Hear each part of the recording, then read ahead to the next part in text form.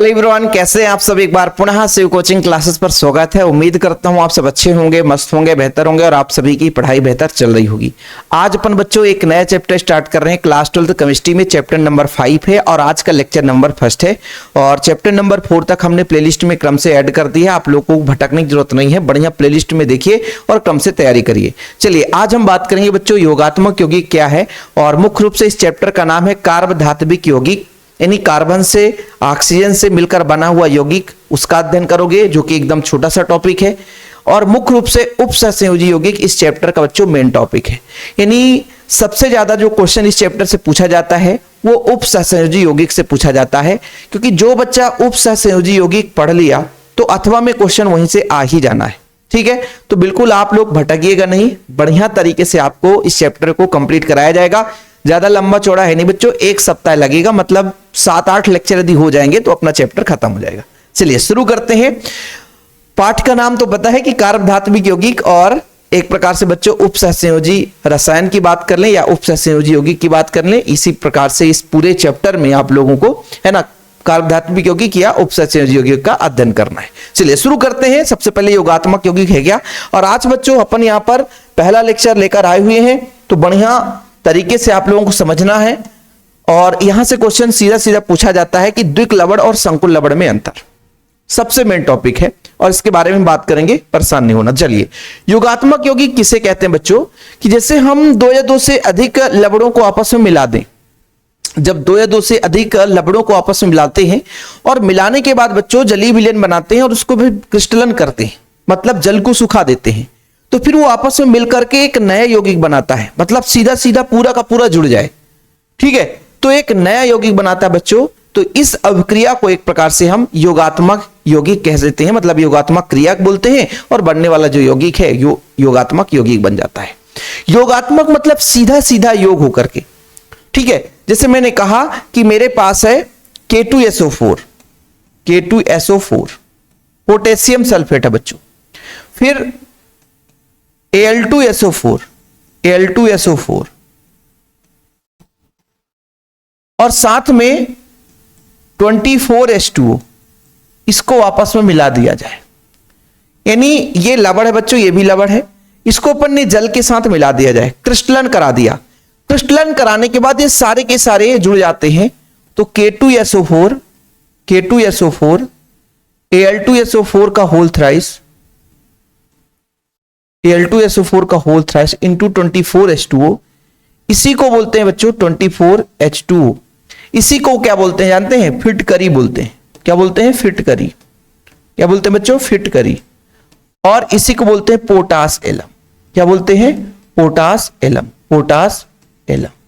ठीक, तो ये आपने समझा कि जब 2 या 2 से अधिक लवणों को, मुख्य रूप से यदि 2 लवण होते हैं तभी उसको हम द्विक लवण बोलते हैं, और 2 से अधिक हो गया तो भैया अपना संकुल हो गया। यानी कुल मिलाकर के जब लवणों को आपस में मिलाया जाता है ना, एक निश्चित अनुपात में जल के साथ मिला दिया जाता है बच्चों, और इसे घोल करके, इनको हम घोल करके एक क्रिस्टल बनाते हैं, और इस क्रिस्टल को जब हम देखते हैं तो एक योगात्मक यौगिक के रूप में प्राप्त हो जाता है बच्चों, है ना, एक नया यौगिक बन जाता है। 2 लवण आपस में मिल गए और नए यौगिक का निर्माण कर लिए बच्चों, तो ये हमारा जो बना हुआ यौगिक है वो आपका योगात्मक यौगिक है। और अभिक्रिया बच्चों योगात्मक अभिक्रिया कहलाता है।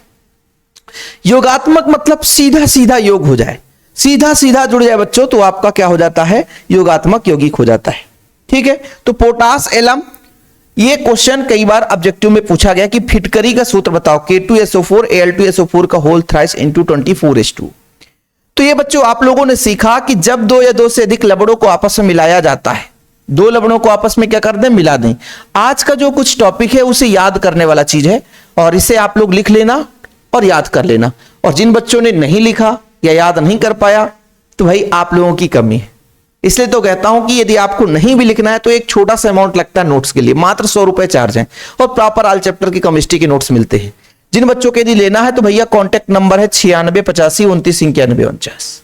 ठीक है प्यारे बच्चों, मात्र 100 रुपए चार्ज है और बढ़िया ऑल चैप्टर के नोट्स मिलते हैं। तो जिन बच्चों को लेना है तो इसी नंबर पे कॉन्टेक्ट करना है। चलिए बात करते हैं आगे की कहानी।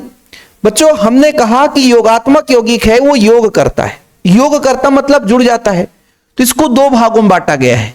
जो योगात्मक यौगिक है योगात्मक यौगिक, योगात्मक यौगिक का वर्गीकरण, यौगिक का वर्गीकरण। इसको दो भागों में बांटा गया है। दो भाग कौन कौन सा? एक तो आपका द्विक लवण, एक तो आपका द्विक लवण,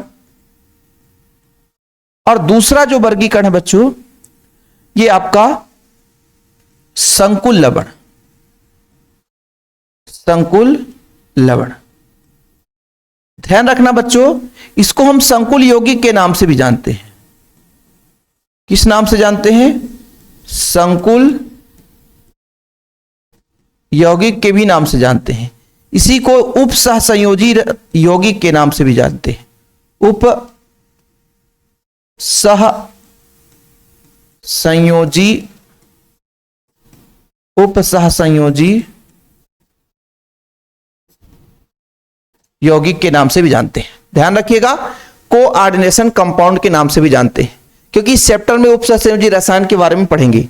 तो ये अपना बच्चों दो प्रकार है, इन दोनों प्रकार के बारे में बात करेंगे। फिलहाल ये जो आपका द्विक लवण है ये अपना एक छोटा सा टॉपिक है, मतलब एक परिभाषा पढ़ करके इसको छोड़ देना है। लेकिन जो बच्चों संकुल लवण, संकुल यौगिक, उप सहसंयोजी यौगिक, इसके बारे में तो ढेर सारा इस चैप्टर में कहानी ही कहानी है, तो अपन उस पर चर्चा करेंगे। चलिए सबसे पहले बात कर लेते हैं बच्चों, अपना जो है ये द्विक लवण। द्विक लवण में क्या होता है? द्विक लवण में क्या होता है बच्चों, समझिएगा। द्विक लवण में होगा क्या कि ऐसे योगात्मक लवण है, तो योगात्मक लवण दोनों योग ही करते हैं। याद रखिएगा कि भाई जब दो लवणों को आपस में मिलाया, पानी के साथ बढ़िया उसको घोला, अच्छे तरीके से मिल गया और उसका क्रिस्टलन कर दिया, मतलब एक प्रकार से बच्चों उसको सुखा दिया, तो यदि एक नया हमें कुछ यौगिक प्राप्त हुआ, उन यौगिकों का नाम अलग अलग हो सकता है, लेकिन सामूहिक रूप से उन्हें योगात्मक यौगिक के नाम से जानते हैं। अब योगात्मक यौगिक बन गया, तो इसमें भी दो प्रकार से वर्गीकरण इसलिए किया गया कि कुछ ऐसे यौगिक थे जिनको जल में यदि मिला दें तो अपने मूल अवस्था में वो रूपांतरित हो जाते हैं, अपघटित हो जाते हैं। यानी जिनसे मिलकर बने हैं, जिनसे मिलकर बने हैं वो उसी में बच्चों वो अपघटित हो जाते हैं, टूट जाते हैं। लेकिन कुछ ऐसे यौगिक हुए जो जल में परीक्षण ही दे देते, फिर से वो अपने मूल यौगिकों में रूपांतरित नहीं होते, उनको फिर हमने कहा संकुल यौगिक या संकुल लवण। ठीक है, तो देखिएगा कि ऐसे योगात्मक लवण जो जल में विलय करने पर अपने सभी अवयवी घटकों में विभक्त हो जाते हैं, उन्हें हम द्विक लवण कहते हैं। मतलब जल के साथ हमने मिलाया तो वो टूट गए, अपने मूल अवस्था में आ गए, उन्हें हम द्विक लवण के नाम से जानते हैं। द्विक लवण में आप लोगों को तीन फार्मूला याद रखना है, जो कि आपके सिलेबस के अकॉर्डिंग बच्चों, और तीनों कभी कभी क्वेश्चन पूछ देता है। पहला हम बात कर लेते हैं बच्चों, जो पहला होता है वो होता है कार्नेलाइट। कार्नेलाइट का फार्मूला है, जैसे KCl को MgCl2 से मिला दें, ठीक है, और 6H2O, इनको मिलाकर क्रिस्टलन कराते हैं तो एक योगात्मक यौगिक मिलता है। तो इसका सीधा सीधा KCl MgCl2 into MgCl2 6H2O, इसका नाम है बच्चों कार्नेलाइट। कार्नेलाइट, क्या नाम है प्यारे बच्चों? कार्नेलाइट। क्या नाम है? कार्नेलाइट। ठीक सर। इसके बाद अभी मैंने बताया K2SO4, Al2SO4 का होल थ्राइस, Al2SO4 का होल थ्राइस इंटू 24H2O। ये जब बनता है ना प्यारे बच्चों, तो ये बनाता है K2SO4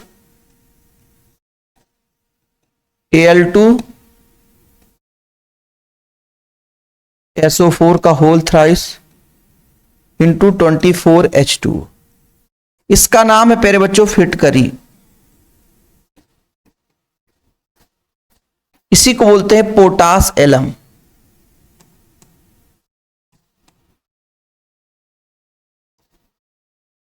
क्या बोलते हैं? Potash alum.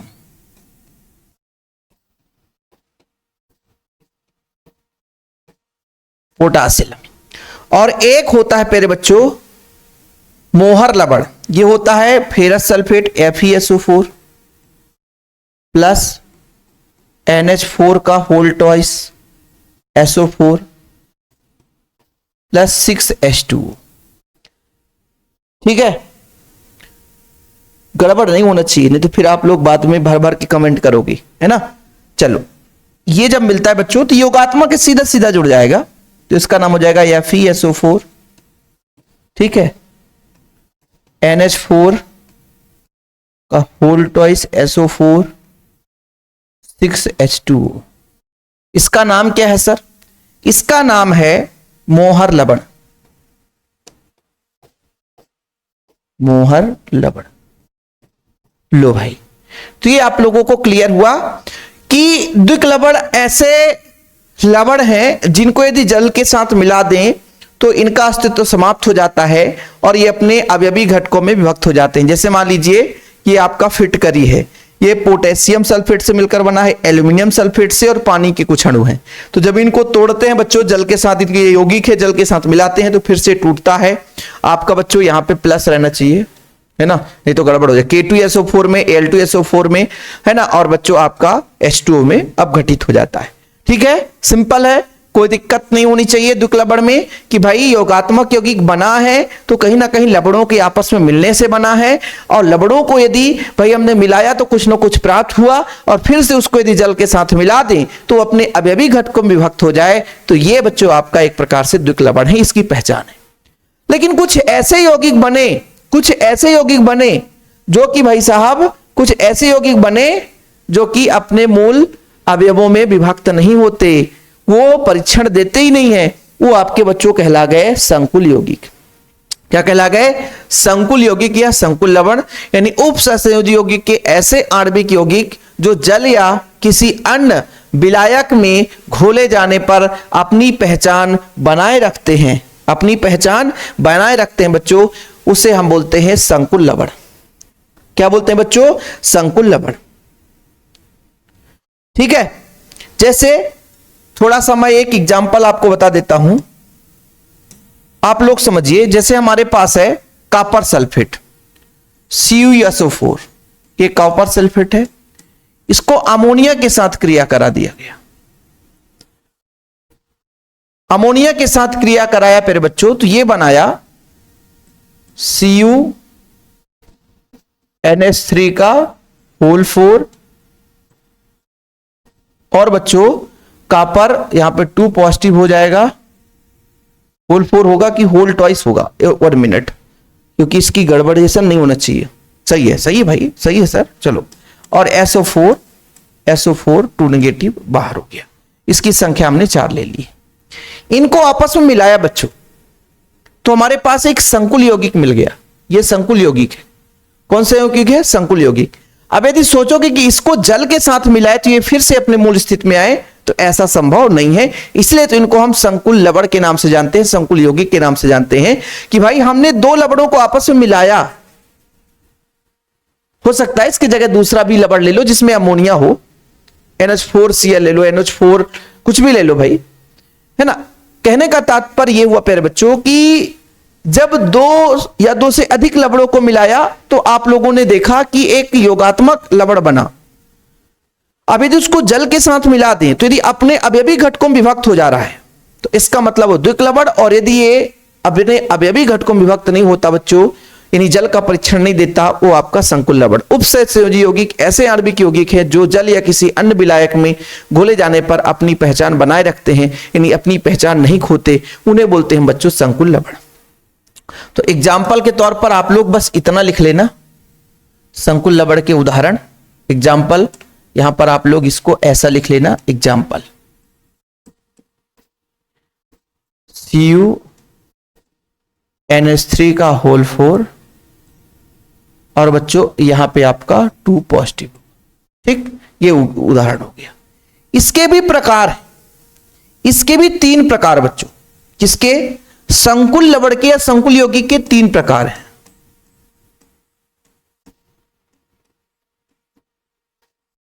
संकुल यौगिक या संकुल लवण के प्रकार वो कौन कौन से सर? इसके भी 3 प्रकार हैं। एक तो बच्चों हो सकता है, जैसे मान लीजिए यहां पे धनात्मक आयन है, ठीक है, तो धन आयनिक संकुल, धनायनिक संकुल,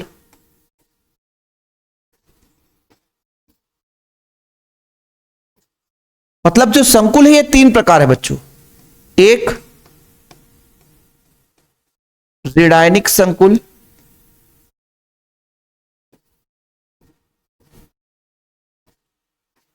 और तीसरा बच्चों उदासीन संकुल।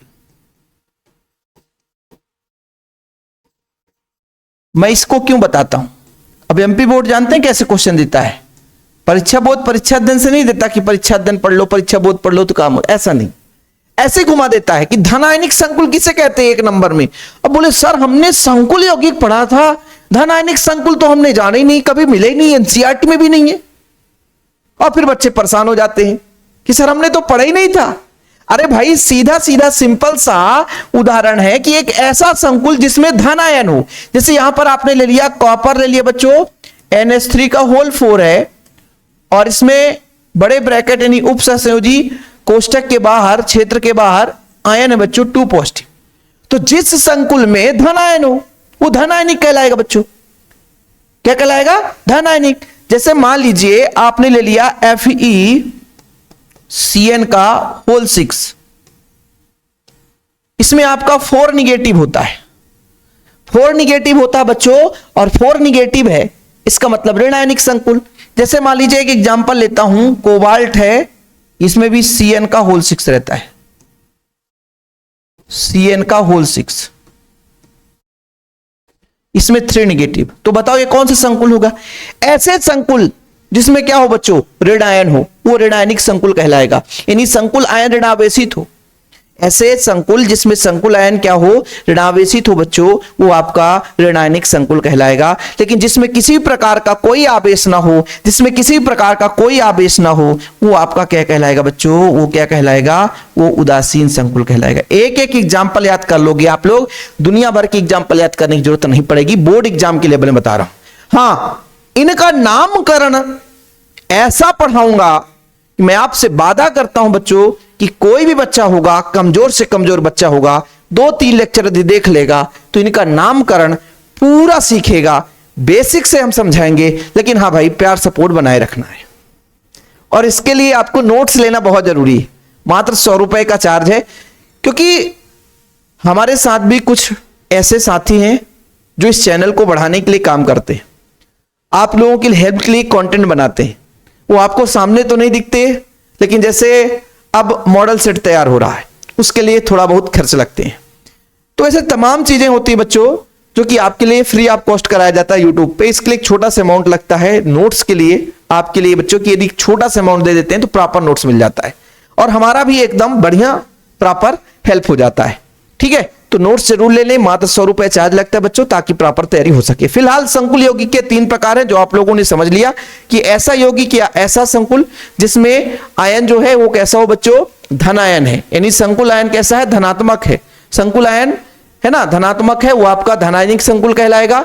और जिसमें संकुल आयन ऋणात्मक है बच्चों, यदि ऋणावेशित है वो संकुल ऋणायनिक संकुल कहलाएगा। और जिसमें किसी प्रकार से कोई आवेश नहीं है वो आपका उदासीन कहलाता है। ठीक है, क्या कहलाता है बच्चों? उदासीन कहलाता है। एक एक उदाहरण, बाकी तो ढेर सारे उदाहरण मिलेंगे, बिल्कुल परेशान होने की जरूरत नहीं है। चलिए आखिरी जो हमारा बच्चों अभी आपने द्विक लवण और संकुल लवण पढ़ लिया या संकुल यौगिक पढ़ लिया, तो इसके बारे में अंतर जो कि एग्जाम के लिए very very very very important है, 2 मिनट में इसे खत्म करते हैं। चलिए सबसे पहले तो आपने बच्चों पढ़ा था कि द्विक लवण कैसे बनता है? 2 लवणों के आपस में मिलने से बनता है। और संकुल में भाई 2 से अधिक भी हो सकते हैं। देखो, तो यदि हम बात करते हैं कि द्विक लवण, तो द्विक लवण समानतः 2 सरल लवणों के समान आणविक अनुपात में होते हैं, यानी होने से बनते हैं बच्चों। और जबकि सरल लवण जिनके संकुल यौगिक बनते हैं समान आणविक अनुपात में हो भी सकते हैं और नहीं भी हो सकते हैं, इसमें कोई कंडीशन फॉलो नहीं करता। ठीक है, कि द्विक लवण का नाम ही है द्विक लवण, तो 2 लवणों के आपस में समान अनुपात में मिलने से बनते हैं, समान आणविक अनुपात यहां पर लिखा हुआ है। ठीक है बच्चों, लेकिन संकुल यौगिक में ऐसा कोई स्पेसिफिक कंडीशन नहीं है, हो भी सकता नहीं भी हो सकता। अच्छा, केवल क्रिस्टल अवस्था में पाए जाते हैं। जैसे बच्चों हमने कहा कि भाई साहब 2 लवणों को आपस में मिलाया तो संकुल लवण बन गया, जिसे हम योगात्मक यौगिक के नाम से जानते हैं। ठीक है सर, जिसमें द्विक लवण हुआ दुख लबड़ को आपस में मिलाया तो भाई साहब दो लबड़ों को आपस में मिलाया तो जैसे फिटकरी बना दिया, और फिटकरी को फिर से पानी में यदि मिला दें तो फिर से अपने मूल अवयव में विभाजित हो जाता है। तो यदि वो ठोस है तो ठीक है, लेकिन यदि उसको द्रव में मिला दिया तो फिर उसका अस्तित्व तो समाप्त हो जाता है।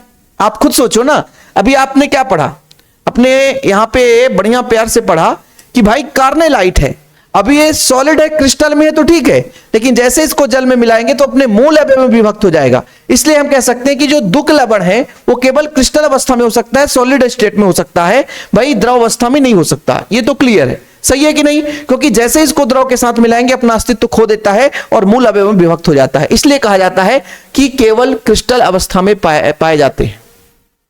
ठीक है बच्चों, और ये क्रिस्टल और विलयन दोनों अवस्था में पाए जाते हैं, क्योंकि इसका अस्तित्व समाप्त नहीं होता। जल के साथ मिलाते तो इसका अस्तित्व समाप्त नहीं होता है। ये आयनिक यौगिक होते हैं बच्चों, लेकिन ये आयनिक भी हो सकते हैं और जटिल भाग में सदैव उपसर्जक बंध पाया जाता है। आयनिक भी हो सकते हैं, नहीं भी हो सकते। जैसे आप लोगों ने अभी पढ़ा कि यदि उदासीन भी तो होता है, जिसमें आयन नहीं है तो उदासीन है, जिसमें आयन नहीं तो उदासीन। तो मतलब जो द्विक लवण होती है, आयनित होते बच्चों, ये उदासीन भी हो सकता है। तीसरा अपना क्लियर हो गया। चौथा, जलीय विलयन में हमेशा मूल आयनों में विभाजित हो जाते हैं। यह भी आपको बताया कि द्विक लवण का एक गुण ही है, इसी के आधार पर इसको हम परिभाषित करते हैं कि एक ऐसा संकुल यौगिक जिसको जल में मिलाने से वो अपघटित हो जाए, अपने मूल अवयवों में विभक्त हो जाए, वो आपका द्विक लवण हो जाता है। लेकिन जो संकुल यौगिक है बच्चों, यदि संकुल यौगिक विलयन में वियोजित होते तो एक जटिल आयन प्राप्त होता जो कि मूल आयनों से, मात्र आयनों से बिल्कुल अलग होते हैं। यदि मान लीजिए किसी तरीके से विभक्त हो भी जाए तो एक जटिल आयन बनाते हैं, वो मूल अवयवों में विभक्त नहीं होते हैं। इसके बाद बच्चों, द्विक लवण के गुण मूल यौगिकों के ही समान होते हैं, क्योंकि भाई वो मूल यौगिकों से बनते हैं और फिर उसी में वो विभक्त हो जाते हैं। इसलिए कहा जाता है कि भाई उनका गुण लगभग मूल यौगिकों के समानता प्रदर्शित करते हैं, लेकिन ऐसा इसमें नहीं है। संकुल यौगिक जो होते हैं वो मूल यौगिकों के गुणों से काफी भिन्नता प्रदर्शित करते हैं। ठीक है बच्चों, द्विक लवण में धातु आयन की समान संयोजकता होती है। संकुल यौगिकों की बच्चों एक विशिष्ट समन्वयन संख्या होती है, जो कि आगे चलकर आप सीखेंगे कैसे समन्वयन संख्या, कैसे ऑक्सीकरण संख्या निकालते हैं। एक एक एग्जाम्पल आपको लिख लेना है। तो आपने जैसे लिखा कि K2SO4 Al2SO4 का होल थ्राइस इंटू 24H2O। तो ये बच्चों आपका फिटकरी का सूत्र है। तो एक और एग्जाम्पल लिख लेना, यहां पे एग्जाम्पल आप लोग लिख लेना। अभी जो आपने देखा CuNH3 का होल 4 और फिर बच्चों 2 पॉजिटिव। ठीक, इस तरीके से एग्जाम्पल आप लोग लिख लेना तो 7वां नंबर हो जाएगा। बाकी कितने नंबर का क्वेश्चन आएगा? 3 या 4 नंबर का। तो यदि 4 नंबर का भी क्वेश्चन आएगा तो आपसे अंतर बन जाना चाहिए। आज का लेक्चर यहीं पे समाप्त करेंगे। एक छोटा सा लेक्चर था बच्चों, बाकी अगला लेक्चर थोड़ा सा धमाकेदार आएगा, तो मिस मत करना। हाँ, चैनल पे पहली बार आए, चैनल को सब्सक्राइब कर लेना। जय हिंद, वंदे मातरम।